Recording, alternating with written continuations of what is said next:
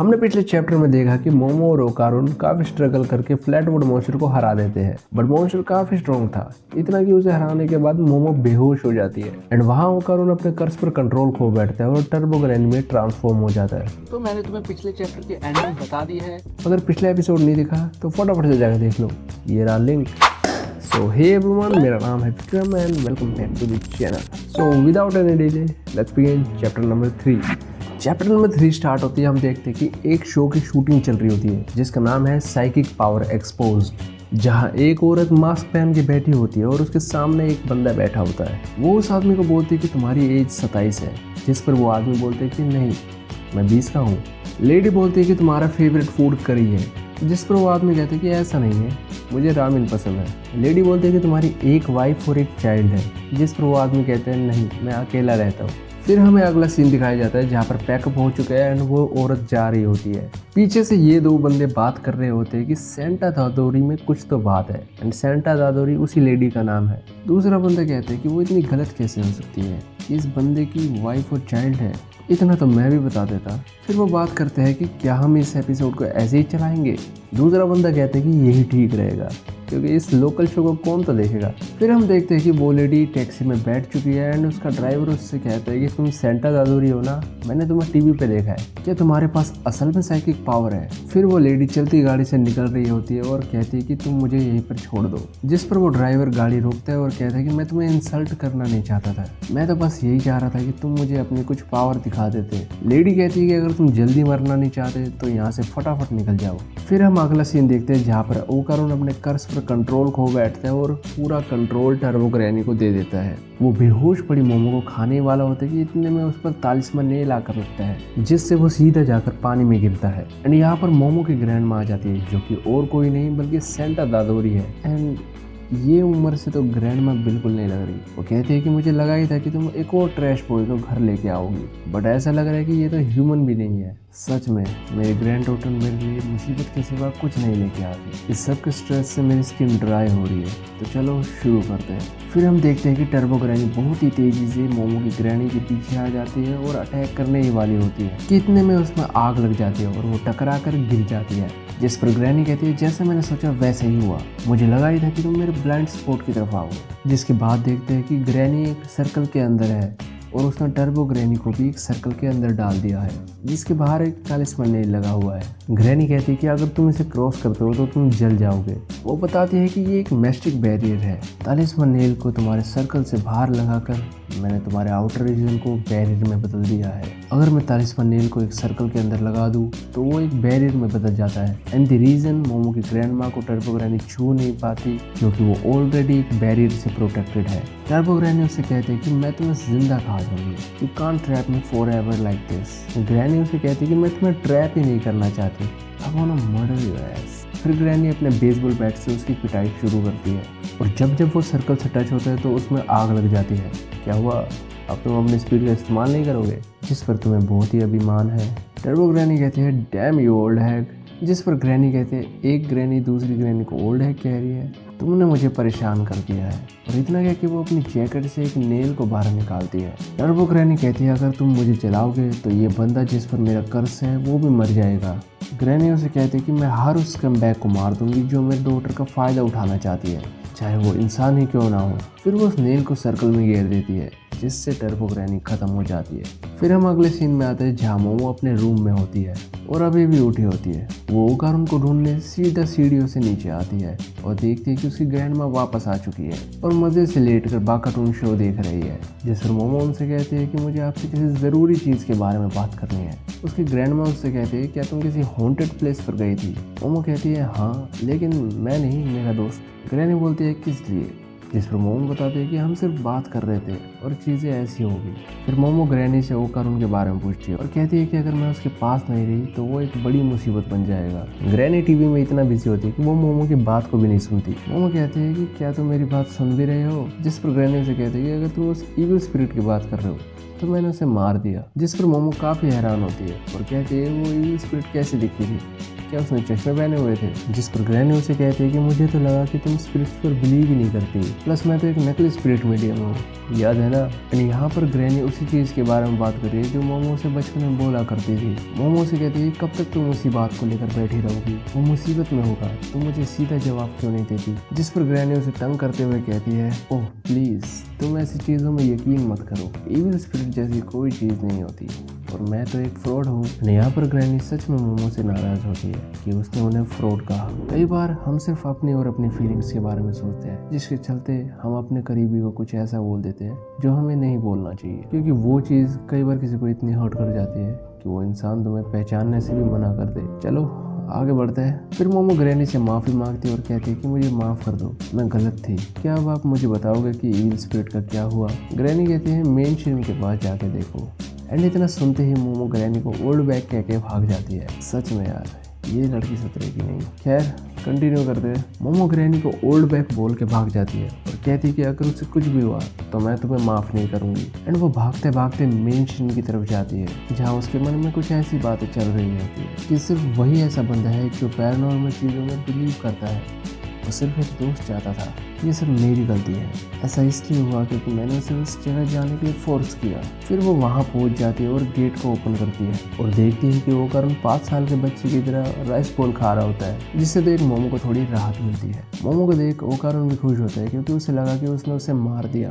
इतना कुछ ओकारण बोल ही रहा होता है कि मोमो उसके मुंह पे दरवाज़ा बंद कर देती है एंड थोड़ी देर का ब्रेक लेकर उसी दरवाजे पे लात मारती है। कहते हैं कि तू अभी भी जिंदा है चश्मश। एंड अंदर से ओकारण बोलते हैं कि क्या चाहती हो, अब मैं जिंदा रहने के लिए भी माफ़ी मांगूं? जिस पर मोमो कहती है कि ये बहुत ही अनोइंग है। इतने में उसकी ग्रैंडमा पीछे से आ जाती है और कहती है कि तुम मॉन्स्टर के साथ फ्रेंडशिप कब से करने लगी? जिस पर वो थोड़ा सा डर जाती है। मोमो की ग्रैंडमा बताती है कि जब तक वो यहाँ है उसका कर्स एक्टिव नहीं रहेगा, बट जैसे ये यहाँ से बाहर जाएगा ये फिर से मॉन्स्टर बन जाएगा। मोमो कहती है कि तुमने कहा था कि तुमने इसे मार दिया। ग्रैनी कहती है कि तुम उस वक्त ज़्यादा ही डेस्परेट थी एंड ये है तुम्हारा टाइप। मोमो कहती है ऐसा नहीं है। वो बताती है कि टर्बो ग्रैनी ने उसका सामान चुरा लिया है और जब तक उसे उसका सामान वापस नहीं मिलता तब तक ये कर्ज भी नहीं उतरने वाला। ये सब मेरी गलती है, मैं बस ये चाहती हूँ कि मैं इसके लिए कुछ कर सकूँ।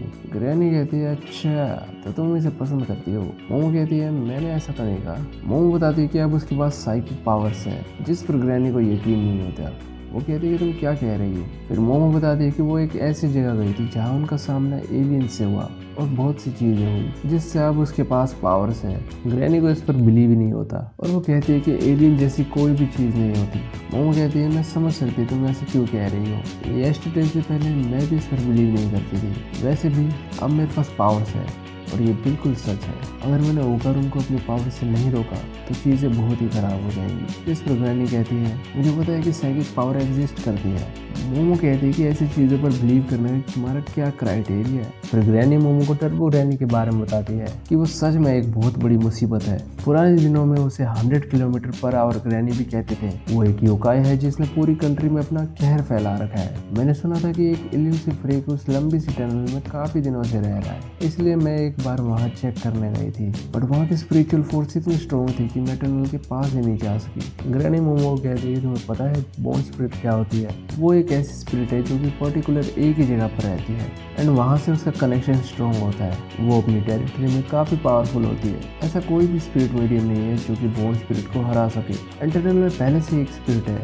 तो इसका मतलब पता है ना मैं क्या कह रही हूँ। टर्बो ग्रैनी और बॉन्ड स्पिरिट कंबाइन होकर एक बन चुके हैं। ग्रैनी मोमो से कहते हैं कि तुम्हें इसमें शामिल होने की कोई जरूरत नहीं है। मैं अपने ग्रैंड चाइल्ड को खोना नहीं चाहती। तुम्हारे इससे कोई डायरेक्ट कनेक्शन नहीं है तो तुम इसे भूल जाओ और अपनी रेगुलर लाइफ में वापस जाओ। फिर मोमो कहती है कि अगर मेरा प्यारा केंता कुकुरा इस सिचुएशन में होता तो वो अपना 100% देता और उसकी हेल्प करने में कुछ ना कुछ तो करता एंड मैं भी वही करूँगी। ग्रैनी कहती है तुम्हारा प्यारा ज्ञान, तो तुम इससे असली में प्यार करती हो। मोमो कहती है कि तुम गलत समझ रही हो, मैं इस कैन की बात नहीं कर रही, मैं तो एक्टर कैन की बात कर रही थी। फिर ग्रैनी कहती है कि अगर तुम ऐसा करना चाहती हो तो ठीक है, तुम कर सकती हो। तुम्हें टर्बो ग्रैनी के साथ एक लिटिल टैग गेम खेलना होगा, उसे चैलेंज करना होगा क्योंकि उसे अपनी स्पीड पर काफ़ी कॉन्फिडेंस है, इसलिए वो उसे ज़रूर एक्सेप्ट करेगी।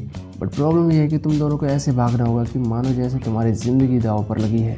शोनो सिटी बॉन्ड स्पिरिट की टेरिटरी है। तुम्हें टर्बो ग्रैनी को बिना उसके हाथ सिटी से बाहर ले जाना होगा। जैसे ही वो अपनी टेरिटरी से बाहर जाएगी वो वीक पड़ जाएगी और तब तुम दोनों उसे हरा सकते हो। जिस पर मोमो कहते हैं कि नहीं, मैं इन पैरों को लेकर टर्बो रन के साथ टैग नहीं खेल सकती। जरूर कोई ना कोई दूसरा रास्ता होगा। जैसे ये बैरियर, क्या तुम इसे यूज़ नहीं कर सकती? हम इसे टनल पर लगा सकते हैं। जिस पर ग्रैनी कहती है नहीं, हम ऐसा नहीं कर सकते। मेरा मैजिक बैरियर उन गॉड्स की पावर को यूज़ करता है जो इस रीजन में रहते हैं। अगर हम इस सिटी से बाहर चले जाते हैं तो ये बिल्कुल भी काम नहीं करेगी, इसलिए तुम टर्बो ग्रैनी को बिल्कुल नहीं हरा सकते। अगर तुम अपने आप को फिजिकली स्ट्रॉन्ग कर लो तो तुम उसे हरा सकते हो। जिस पर मोमो कहते हैं कि मैंने इतनी मेहनत की, फिर भी मैं एक परफेक्चुअल ट्रैक टूर्नामेंट के लिए भी क्वालिफाई नहीं कर पाई। ग्रैनी गेट खोलकर कहती है कि मैं तुम्हारी नहीं बल्कि इसकी बात कर रही हूँ। एंड फाइनली अब ओकारुन इस कन्वर्सेशन में शामिल हो सकता है। मानो ये दोनों तो उसके बारे में भूल ही गए थे। खैर कोई बात नहीं, आगे देखते हैं। मोमो कहती है कि ओकारुन में बिल्कुल भी स्टेमिना नहीं है एंड इसके कर्ज को कंट्रोल करने के लिए मुझे इसके साथ रहना होगा। ग्रैनी ओकारुन को कहती है कि तुम्हें मोमो को अपने बैग पर रखकर भागना होगा। एंड यहाँ ओकारुन अपनी सेफ्टी के लिए मोमो से उसका वजन पूछ लेता है। क्या यार ओकारुन, तुझे पता नहीं क्या, लड़कियों से उनका वेट नहीं पूछते। यहाँ ओकारुन कहता है कि मैं ऐसा नहीं कर सकता। अपनी कर्ज के स्टेट में मैं सिर्फ 2 बार ही ऑल आउट जा सकता हूँ और यही मेरी लिमिट है। ग्रैनी कहती है ऐसा है तो तुम्हें खुद को ट्रेन करना होगा ताकि तुम कितनी भी बार ऑल आउट जा सको। ग्रैनी उसे कहती है कि तुम्हें अभी इसी वक्त 5 set pushups, sit-ups, back exercise and squat लगाने होंगे। ग्रैनी मोमो को भी कहती है कि उसे अपनी साइकिक पावर को ट्रेन करना होगा ताकि वो उसे हायर लेवल पर लेके जा सके। ग्रैनी उन दोनों की कोई हेल्प नहीं कर सकती, उन्हें खुद ही स्ट्रॉन्ग होना होगा। वो खाली उनकी ट्रेनर बन सकती है। फिर ग्रैनी वहाँ से चली जाती है और उन्हें सोने जाने के लिए कहती है क्योंकि कल से उनकी ट्रेनिंग शुरू है। बट जाते जाते भी वो ओकारुन को अपनी फिजिकल ट्रेनिंग स्टार्ट करने के लिए कहती है, जिसमें ओकारुन कहते हैं ठीक है मैम। फिर ग्रैनी के जाने के बाद ओकारुन कहते हैं कि तुम्हारी ग्रैनी काफ़ी यंग है, जो कि असल में है। ओकारुन मोमो से माफ़ी मांगता है और कहता है कि मुझे माफ़ कर देना मिसेया से। जब हम उस मॉन्स्टर से लड़ रहे थे तो मैं इतना डेस्परेट हो गया था कि मैं किसी और के बारे में नहीं बल्कि सिर्फ अपने बारे में सोच रहा था, इसलिए मैं माफ़ी चाहता हूँ। मोमो कहते हैं कि जब ऐसे सर्कमस्टांसेस होते हैं तो ऐसा होता ही है। ओकारुन कहता है लेकिन तुम अलग हो, तुमने मुझे सेव किया एंड स्टिल मॉन्स्टर को डिफीट किया।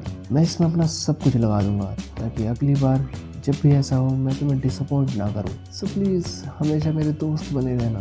जिस पर मोमो कहते हैं कि मैं डिसअपॉइंट नहीं हूँ, तुम फिर से ओवर थिंक कर रहे हो। ओकारुन कहते हैं वेल अगर ऐसा है तो तुमने मेरे मुंह पे दरवाज़ा क्यों बंद किया? जिस पर मोमो उसका जवाब नहीं दे पाती। एंड ओकारुन कहता है देखा, मुझे पता था तुम सच में डिसअपॉइंटेड हो। मोमो कहती है मैंने कहा ना मैं नहीं हूँ। फिर ओकारुन की थोड़ी तारीफ करती है और कहती है कि जब तुम फाइट कर रहे थे तब तुम काफ़ी कूल लग रहे थे एंड शायद अगली बार भी मैं ही तुम्हें बचाऊँ। फिर मोमो ओकारुन के लिए एक फोटोन लेने जाती है यानी मैट्रेस और कहती है आज की रात तुम यहाँ सो सकते हो। इतना कह के मोमो जा रही होती है कि ओकारुन उसे पीछे से आवाज़ देता है और कहता है कि मुझे काफ़ी प्यास लग रही है, क्या तुम मेरे लिए पानी लेके आ सकती हो? फिर हमें अगला सीन दिखाया जाता है जहाँ मोमो ओकारुन के लिए टी लेके जा रही होती है एंड ग्रैनी टीवी पर न्यूज़ देख रही होती है जिसमें ये बंदा होता है जो कि चैप्टर के स्टार्टिंग में था जब ग्रैनी सेंटा तादोरी बन के शो में गई थी। न्यूज़ में बताते कि पॉपुलर आइडल की एज 20 नहीं 27 है एंड उसका एक सीक्रेट चाइल्ड भी है जो कि ग्रैंडमा ने पहले ही बता दिया था। साला टीवी शो वालों को यकीन ही नहीं होता। यहाँ पर हमारा चैप्टर 3 खत्म हो जाता है। तो आई होप तुम्हें ये वीडियो अच्छा लगा हो। कमेंट करके बताना कि तुम्हारा फेवरेट पार्ट कौन सा था। आज की वीडियो में इतना ही, मिलते हैं किसी अगली वीडियो में, तब तक के लिए stay tuned and see you next time.